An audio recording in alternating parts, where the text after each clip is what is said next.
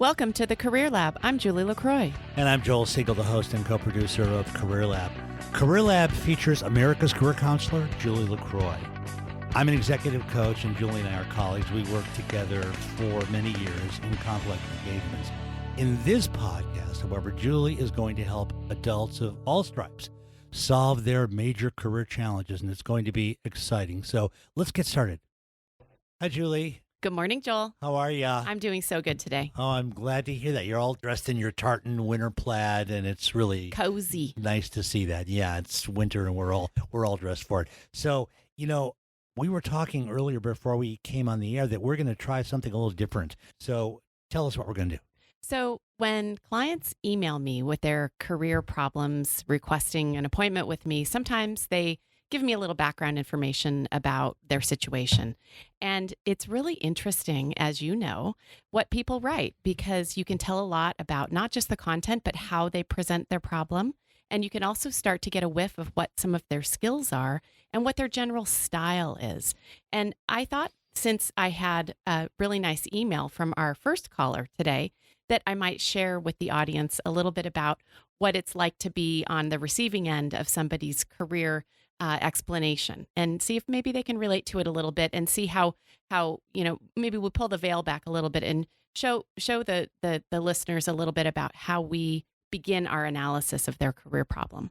What a fantastic idea. It's fun. Okay, listeners. Well, you are set for something really interesting today, because we're going to take an initial peek into what the client is thinking and their experience via Julie reading something they've written, and we'll make a couple comments about it. Then we'll bring the client on and actually do it in real. Wonderful. Okay, so I hear from Kristen. Hello, Julie! ! That tells me that this young lady has enthusiasm and she wants to make a change. So just in the intro, I can tell that she's engaged in getting the help. And that's 50% of the progress right there. So we're already going to have some success with this client. Hello, Julie. My name is Kristen. I am 36 years old and in a stage of life where I am trying to gain a sense of direction. I would say that this young lady is confident. She knows herself and she wants to be a better person. Already, I can see that. You can see that because you're Julie LaCroix, America's career counselor. Before having children, I was a professional ballerina, then a children's ballet teacher, then a bar class fitness teacher. Isn't that interesting? Well, especially because she was a ballerina. Anyone in the arts is going to be interesting to work with in that context. And when you're in the arts and then you begin to have a family, it's an important dynamic. It is. And a professional ballerina, this woman can work. She can put the hours in and she can set a goal and achieve it. And she's probably got something very beautiful inside of her, along with something very athletic. So that athletically minded individual and that creatively minded individual needs to come through in her next career steps. Because she gave some of that up to have her children. And she did. There could be some loss there. So we need to be on the lookout for that. Absolutely. The identity of being a professional ballerina and then moving into paid positions, teaching in the same field tells me very strongly that this individual has an identity in the theater, in ballet. And so we have to be very careful about making sure that we're not just picking something that's completely off of her identity. We need to understand how ready she is to release some of that identity, or how much we need to stay within that existing identity. Identities develop. That's why they call it career development. Identity is going to be a big thing for this For client. sure. I think so. Did you see the video that's going around today about the tennis player who's having to retire and he's crying? I mean, it's the saddest, heart-wrenching thing to watch. It's a 1.5-minute video of him announcing his resignation. And that's a perfect example of where he outlived the sport. The sport cut him out before. And so you get significant identity issues. So that's just an example of where I think with Kristen, we have to find out, did you have a natural exit from the profession, or are there some residual wishes that you were still in it? So we need to process those probably. Okay. And even if she had a natural exit, sometimes second careers after a career like that are different and cannot reach the level and the heights of fulfillment. Yeah. Right. It's probably nice that she has a child that she's developed, that's given her a natural, and it sounds like just from her one sentence that she's very dedicated to that role, because that begins to give her an augmented sense of identity. It builds a new role for her that she can really attach to. You're right. So if we can show that she can detach from ballerina and attach to a new role relatively healthily, then that's going to be a good prognosis for her career-wise, wouldn't you say? Absolutely. Yeah. It's amazing what you can get out of a couple sentences, huh? Yeah. Especially when you're here, yeah. Once I had my second child, I decided to stop working and finish my degree. Again, this woman is ambitious. So for the past 2 years, I've been raising my kids and completing my degree. With that now behind me, I've been wondering what I should be aiming to do with my career life. So she has been in training. Wonder if she's in continual training. We've got to give her an outlet, Joel. Well, we're gonna try. There's a lot in here that speaks to more about Kristen. She's got a beautiful writing style, and she even hints that perhaps she'd like to advance her writing skills or maybe apply them into a career, an occupational pathway. But let's talk to her and let's find out what she wants to do. Okay, let's go for it. This is Kristen.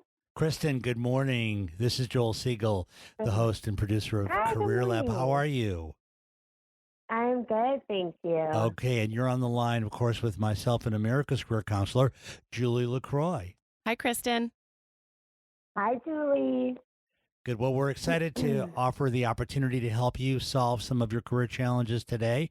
And you've written some beautiful things about your recent history, and Julie's going to get started with you now and try to help you find some answers. Oh, thank you. Kristen, it's so nice to have you as a caller. I just loved the little blurb that you sent me. It was beautifully written, and I think it really illustrated your current position, your history in the arts, and your goals and your ambition and motivation to find something that you can really sink your teeth into.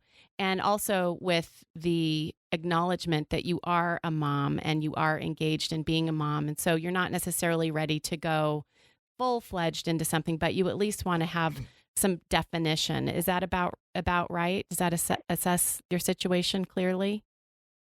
Yes, that's a good assessment of it. Thank you. You're welcome. Sometimes just having a vision in place is helpful for people because then you can take steps at your convenience. Exactly. And kind of have that sense of direction that you build slowly towards. Yes. We noticed that you danced professionally. You were a professional ballerina. How long did you do that for, and in what setting, Kristen? After high school, I moved to Milwaukee and I danced in Milwaukee Ballet for 2 years, and then I danced with Boston Ballet for 1 year, and then I took a year off I rehab from a hip surgery, and then I went back to dance. I danced with Suzanne Farrell. She has a dance company that's sort of a pickup company, so they'll kind of get together for a month, rehearse intensely in New York, and then put on a performance and then be off for a few months and then do it again. So I did like the Edinburgh Festival with her, and it was actually my favorite time of dancing was right after, once I rehabbed from my hip surgery, and I also got into a little bit more commercial dancing, like for hair shows, which was hilarious and fun. Well, it sounds like you had a really successful career dancing, both ballet and in other forms professionally. And you obviously must have trained for that significantly when you were younger, right? Yes. I got sort of serious about ballet around age 11. And then it really dominated my life until about age 23. Yeah, that's what we thought. Coming out of, and I would say I had more like a normal career than a successful career. I had a career that was, about 5 years, and I have friends who are just now retiring from their dancing. But for me, just injuries got in the way, as well as just being really underdeveloped emotionally. So coping with the stress that I encountered in living in the adult world, it's not college. When you go out to dance professionally, you're expected to show up to a job, and there's no one really, it's no longer a student setting. And so it's a very different demand than I had been used to. And so it was tough. So once the physical injuries kind of set in, I was like, I'm going home. I'm done. You were ready. I was ready. Yeah. Okay. Mhm. All right. And at what age was that? Was that 23? That was that was 23. I moved back to California where I grew up. I started going to college. I kind of switched over from dance being my centering, being the thing that like I centered my life around, to church being the thing I centered my life around. Oh. So, I did like a big, like, well, if that's not going to be the thing that organizes my life, I guess I'll make church the thing that organizes my life. Okay. So, I came to Costa Mesa. There was like a big church here I was going to at the time. Maybe 2 or 3 years later, I got married to someone that I met there.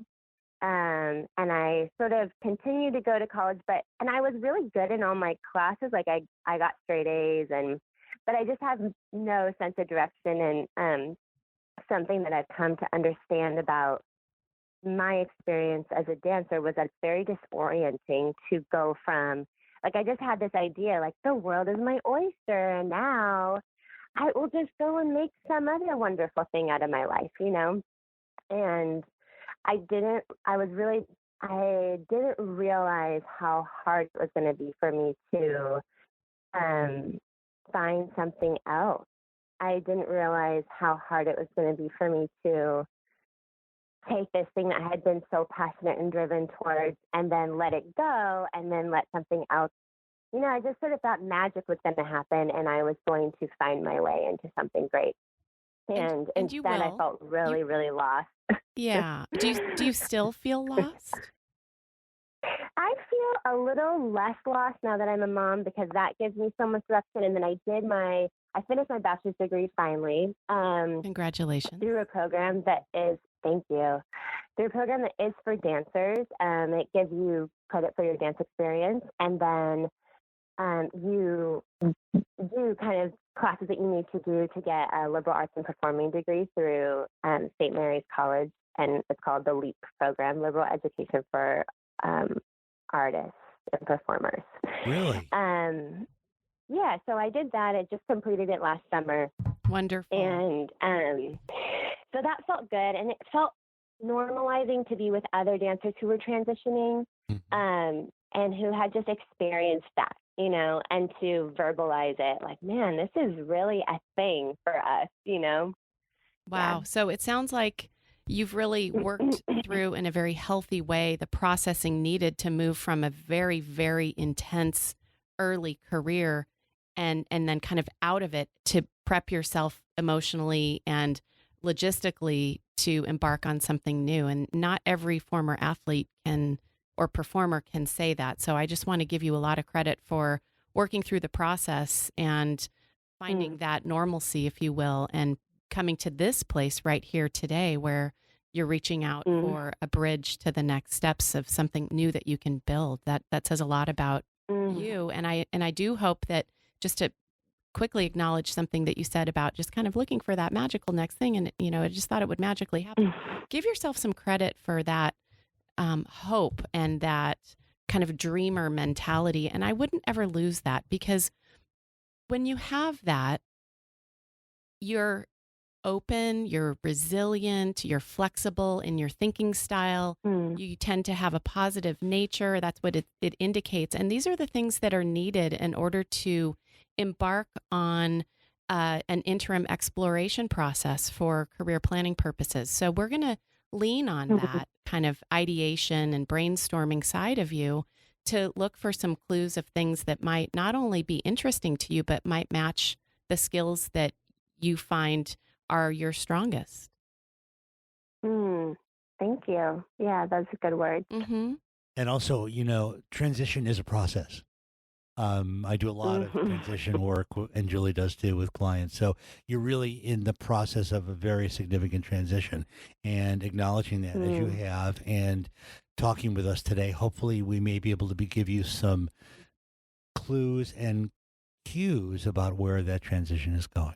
Yeah, and just to kind of summarize that and give it just a basic structure for you. Your role was a student and a ballerina, and then it became a mom, and then it became a college student, and now we're looking for a new occupation. So it's a matter of shifting your roles over time and recognizing which role you're in now. And sometimes it's hard for people to let go of the identity of a former role when that actual former role is just a recollection and a memory and no longer actually an application. But in your case, it sounds like you've let it go. So we need to look forward. That's the important thing. And in your email to me, one of the things that you wrote about was thinking about maybe being a writer. And I have to tell you, in the first 2 or 3 sentences of your email, I thought to myself, goodness, she tells a beautiful story with heart and creativity and emotion and good grammar and good sentence structure and word choice. I mean, obviously you have good writing skills. I'm sure you love the liberal arts major, right? Because you probably got to write a lot of things. Yes. Yes, I love words so much. You love words so much? I do. I love words. I love communication. I love the way that crafting communication affects people and change. And it's been a really big part of learning to parent for me. So I really love words. It's wonderful. So when you think of where you are now, given all that we've said and what Julie was just mentioning to you, Kristen, can you give us a sense of where you think, you might be wanting to utilize your obvious skills and talents in the future? What do you think? Yeah, what are your help us ideas? define that for you. Well, I have been, I've thought that I should write for a very long time with a blog. I just haven't. I'm also really social. So I think sometimes the idea of writing feels super lonely to me. And like, I don't know if I You can don't want to just be be by isolated. myself and write, Yeah.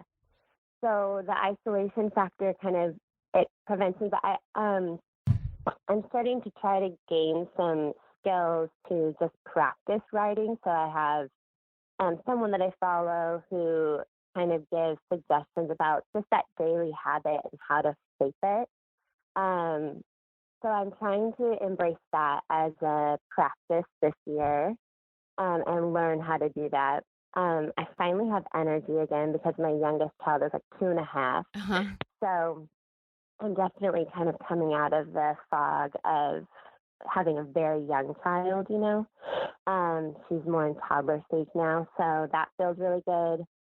I have been learning to teach a movement system that I really love, and it's an area for me that has just always been good and productive for me to have that. I think another athlete told me that if athletics has been a huge part of your life, that it needs to continue being an organizing function of your life. So for me, finding this movement system has been a total gift because it helps me to stay in shape and then also teach. I guess teaching is the thing that I'm just not sure is really my gift set. Right. And then I feel like I think I just feel a little confused as to what I'm doing with it. Okay. But I love the movement, So, but the woman I'm learning from, I'm like, yes, this is totally her gift set. But for me, I'm like, I'm not sure, But I love being with her and learning from her, and that's why I'm there. Okay. So it seems to me like if we took your love for words and your interest in using verbal and written communication to craft messages that affect people and change that they could be doing, and combine that with your experience and exposure to teaching and training, that you might be interested in working in a collaborative, creative environment where training curriculum, skills development curriculum is needed, where you can write and administer some kind of training, but be responsible for the content more than the delivery, or maybe some of the delivery, but primarily the content. How does that sit with you?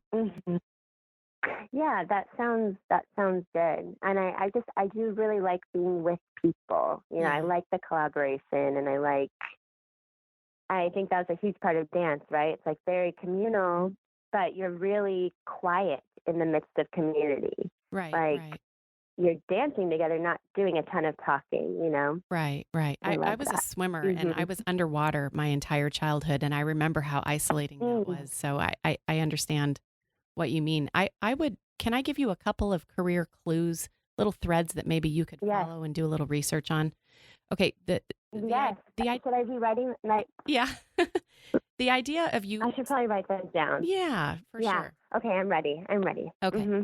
So the idea of you starting a blog is wonderful and all that, but you're reaching out to me to learn how to professionalize some of these ideas that you have, and the way that they might traditionally professionalize into the workforce occupationally is through either a career in training and development, where you are an instructional designer, Okay. or in the world of marketing communications, also called Okay. corporate communications. Sometimes it's shortened Okay. and nicknamed Marcom. And those are two related but different categories of expressing writing without doing it in a kind of a fun, non-paid blogging way. You can do that on the side. But if you want to professionalize Right. it, a company would hire you to be a marketing Mm-hmm. communications specialist or a training and development specialist, or even what we call an instructional designer. So I would encourage you to begin researching those 3 career paths and see if any of that in there feels warm to you. I'll bet you'll find a lot that feels really good. It's a combination of collaboration, communication, creativity and creative wordplay, and also structure, order, information organization. So there's some real intellectual stimulation, and there's some fun and collaboration, which I think would really hit the mark for you. Yeah, thank you. Those are really good. Yeah, that's really useful. I think as I listen to, I think development and training, is that what it was? Yes, that sounds. Does that sound good? So far? But, then I would encourage you to look at the Professional Association of Training and Development Specialists. I actually happen to know that website by heart. It's as easy as it gets. It's www.td.org. TD for training development. And you can even look at an extension program for a certificate in organizational leadership or training and development, or you could even go so far as to get a master's degree in the field. But we're not going to go into those details. I'm going to let you follow the breadcrumbs until you get look there. at that. Okay. So, Kristen, do you feel like these suggestions from Julie are going to be helpful to you in moving forward? Yeah, yes, definitely. Because she's really laid out a couple of areas that you can potentially move into. I wanted to ask you a question. Have you ever thought about writing or teaching dance? Because you were such a good dancer and you're such a good writer and communicator. Have you ever thought about an area like that? Yes, I have. I think I do. It feels a little bit like ambiguous how you do that, but yes. I'm warming up to dance again. I had to kind of be like, dance was bad for a while, and now I'm kind of warming up and being like, it wasn't bad, but I got. I would encourage you. Loving something a lot makes you suffer sometimes. Yeah, I would encourage you to explore both inside and outside of dance, because you might find that working collaboratively with creative people outside of dance is just as stimulating as the good parts of dance were. And then on the other side, don't give up on looking at, like Joel said, looking at dance as an industry, so to speak, a sector of the market, because you do have the content knowledge, you do understand it intricately and at all levels. Also, thank you for saying that, Julie. That was very well said. And that's kind of where I was going with this. A lot of people who have been successful at something, whether it's athletic or artistic, or in your case, a combination of both, but can no longer do it directly, can sometimes have a second career with it in an allied industry, either writing about, teaching, or somehow being involved in. And you speak so eloquently. I just wonder that at some point, if you were emotionally able, as you're saying, it's been a process for you, but if you came back to the place where you were emotionally able to reconnect with dance, you might have a real future there, given your skill sets in writing and just speaking and describing the process. I mean, Yeah. one of the great things about the arts is that it's not just the arts, but it's the way people surrounding the arts are able to describe and interact with them. So just wanted to share Mm. that with you as well. And Thank you. can I just Yes, follow thank you. can I just follow up with one thing before we end this call? One of the things you wrote to me um, was, do you mind if I quote this here? I also, is that mhm. all right? Okay. I also have dreams of making a career out of writing and sharing my experiences. So, career out of writing would be maybe one of the things that we've talked about.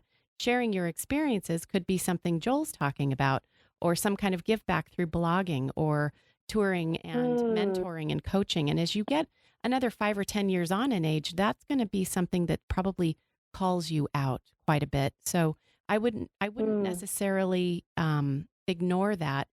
Recognize that you probably will feel more stimulated to give back to the dance community as you get a little bit older. And then you also say, but I also have little to show for many of my big ideas. And I wonder if I'm not cut out Yes. for some of the things that I imagine myself doing. We don't really have too much time to go into what those things are that you might imagine yourself doing. But I want to just say this, just because you don't have 10 years of professional experience in marketing communications or training and development doesn't mean that you can't come in at a solid level. If you get you have a bachelor's degree, you have a creative career before that of almost a decade, and you could get, like I said, either a master's degree or some kind of extension certification in training and development or organizational leadership, and apply that with your writing skills. And so you do have an entry point. Don't feel like you don't. Okay, well, Okay. Thank you so much. That's yeah, helpful. absolutely. It's really been a pleasure, Kristen, and thank you for allowing us to both read your material that you sent to Julie and to have Julie help you with your career development focus at this point in moving forward. It's really been delightful having you on. We'd like to check back with you. That's what we do at Career Lab. We follow up on people we work with, and we hear how they're coming out a little later on. So would you be open to that? Sure. Wonderful. Okay, well, listen, Yes. it's been great having you on the air. Take care, and we'll see you soon. Bye-bye. Hi, Kristen. Thank you so much. All right. Bye. Well, that was quite an interesting call, Julie. What did you make of that? I think we did the right thing doing our homework on whether or not she was ready to mobilize. Career pathing is about two things, Joel. You know this. It's about finding a clear career direction, and it's about mobilizing that job search. And whether or not she's ready to job search right now, readiness, she has career readiness.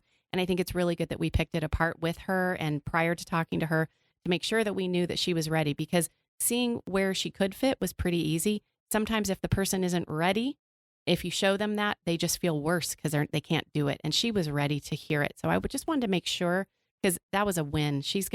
If we follow up with her in 4 months, 6 months, we're going to see a lot of movement. She's ready. Well, you really dialed that in for her. I think the other thing that came up for me was something we highlighted in our discussion before we met with her, and that was the question of loss from the first career. Yeah. And my own personal take on the conversation with her is that she has not fully resolved that one way or the other. I felt like she had a little sting and trauma in there that maybe. Right. I Yeah. feel like she had given, as many young athletes and artists do, she started at 11. Yeah. Once again, she started at 11. And so when you give something like that up, regardless of the circumstances, and even in her case, it was a good thing to have children, I think there's a residual thing going on emotionally. And I don't really think she's come to terms fully with that, which is why I encouraged her to go back and think about Process it through. Yeah, a little bit. Mm-hmm. Mm-hmm. But, I mean, I think between the two of us, we've opened a lot of doors for her. And gosh, I'd like to see what happens to her later on. Yeah. And I'd like to see her get out of dance. We should send her back in for 6 or 12 months, let her process it all, and then let's go make her a killer trainee. Can you imagine what she could choreograph for a company? Or just as a writer. She's a great writer. Oh, yeah. And what a heart, too. And I liked her style. Didn't you like her communication style? Yeah, I liked her communication style. And as I heard more of her, I began to think that she could be a writer outside of dance as well. I think so, too. Joel, let's be honest. You and I had very different impressions of her, and I'm usually right. But I know that when you say something... I know you are usually right. But when you say something, I know I'm not right. What did I miss there? I don't know if you missed anything. I think the career development content you gave, Kristen, was great. and I think it would be very useful for her. So I thought it was a matter, though, of her not having entirely resolved feelings about the dancing, what that might mean for her future. Remember, at the end, she said, I'm starting to like dance again. I didn't like it for a while. And so I was thinking all along, well, is this something she's really dealt with? Maybe she needs to talk to someone and deal with it, and that might affect her career outlook about dance, as opposed to just giving it up and moving on to an industry like you suggested. Sure, I did hear that, but I heard a lot more to the contrary that I felt was much more substantial, given the fact that we were really looking on the lookout for this, doing our homework ahead of time with her identity-wise. She did say that she wasn't ready emotionally for it. It was difficult for her. I think it was kind of a shitstorm for her, to be honest with you. I mean, and she said, I was ready to leave. When it was over, I was done. I was ready. She did say that, right. So I think you're right about that, although I'm not sure she was really ready. My own perception is I'm not sure based on what she's saying. Like if it hadn't have been so difficult, she might have actually loved it. I also had a feeling that with the stuff you were giving her, which was so powerful and so right on point, she didn't seem to respond to it the way I'd hoped to. She kind of was, very diffuse in her response to you and said, yeah, I guess I'll write it down. And a lot of your clients and our clients really seem to hone in when you're able to target them where they need to be. That was another clue for me that she might not be ready to go in that direction, or she might have some unresolved or some future, ideas with tennis. That's why I gave her the idea that dancing could offer her some future opportunities as well. So your hypothesis is that there's still a significant piece attached that may be undiscovered. Yeah, and that my hypothesis from a career development point of view would be that many young athletes and artists who give up those careers find adjacent careers down the road, and that they are very fulfilling. Mm-hmm. I've worked with a lot of artists who had to change careers and then had adjacent careers that they found very meaningful, although they went through a period of rejection of that career, the athletic. Mm-hmm. She even spoke to that. Right. She even said at one point, she talked to an athlete who said, well, make athletic training the core of your, didn't she say something like that? Yeah. So, this is a very complex situation. Maybe she needed a 10-year breather. She's 36 years old. She exited when she was 23. She's gone back to school. She's normalized it with her peers. She's gotten married. She's gotten involved in church, developed a new skin, taken on a new role as a mom. And maybe it just needed to just flush through. I'll bet that was more of a trauma than we gave it credit for. I think so, because my experience of her during the call was that she was still dreamy the whole time. She wasn't ready to really hit that career track like you normally drive people to. Yeah, I'll bet that was a trauma. I'll bet that there was a lot there. And I wonder if it helped her let's just think, I'm trying to stand in her shoes. Church is a positive, supportive environment. She picked a healthy place there. Well, the getting thing the is, liberal arts in her life, getting a liberal arts degree for artists, being very involved with her church, having 2 wonderful children, you'd think she'd be all ready to go, Julie. And you just needed to tee it up for her like you did. So you teed it up for her, but I got a sense that she wasn't ready to go. She was still woohoo kind of out there. And so that was my sense of that's why. And you don't attribute that to her original comment in the very beginning of the call when she said something I can work towards slowly? No, I attribute that to the same kind of ambivalence about where she is. Ambivalence about where she is. Yeah. She's, okay, I get it. Wow. Well, this is good. I'm glad we kicked this around. Joel, you are the master. When no, it comes you are the master. If there's a missing marble, you find it. Remember in the movie Analyze This when Robert De Niro says to Billy Crystal, you're the greatest. You. That's what I think of you, Julie. Thank you, Joel. If you'd like to be a caller on the CareerLab podcast or download my curriculum, visit CareerLabNow.com. If you need executive coaching to improve your leadership skills, grow your small business, or you're a professional in transition after a significant career event, reach out to Joel, joelsiegelphd.com. We are here for you. There you go, corporate America. One more qualified adult delivered right to your doorstep to help you close your skills gap.